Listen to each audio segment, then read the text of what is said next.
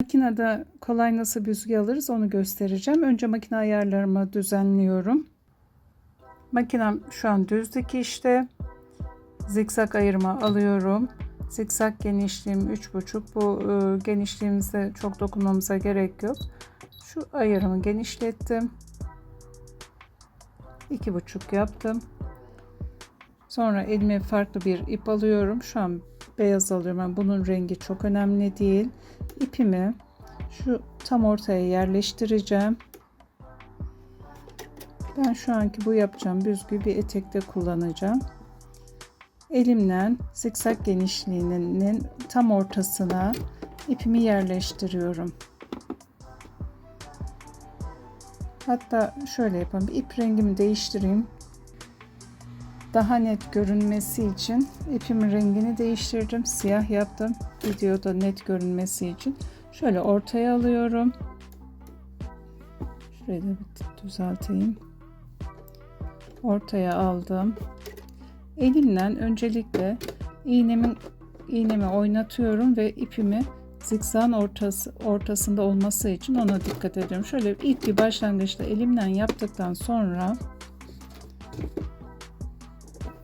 arkadaki ipimi tutuyorum ve zikzağımın tam ortasında ip yürütüyorum.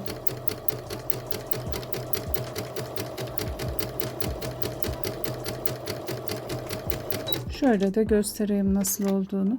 Komple işim bittikten sonra şu tuttuğum ipi, araya koyduğum ipi çekiyorum ve büzgümü oluşturuyorum. İstediğim sıklıkta nerede kullanacaksam bu şekilde büzgümü oluşturaraktan kullanacağım. Şimdi bitiyor.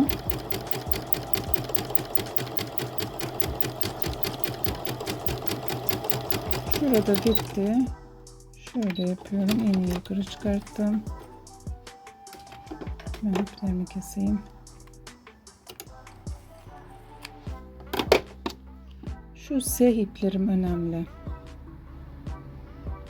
Çünkü büzgünün arasında siyah renkli ipi geçirmiştim. İki ipi önce birbirine bağlıyorum kaçırmamak için. Sonra